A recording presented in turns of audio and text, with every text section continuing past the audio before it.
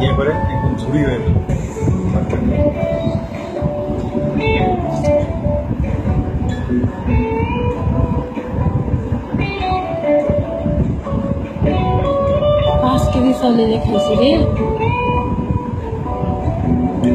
ও মনে হয় রেড সাল থেকে আনে নাই।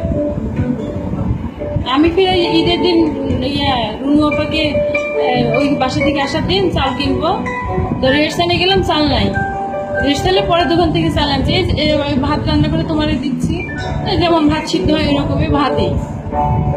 ওই সকালে বলে ওই ভাত বেশি দেবো, দরকার নেই ভাই, গন্ধওয়ালা চাউলে খায়।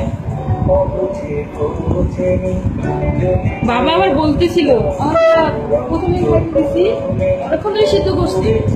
আচ্ছা বাবা সিদ্ধ নামে না, বাবা শক্ত হয়ে গেছে, ঠিক রাবারের মতন।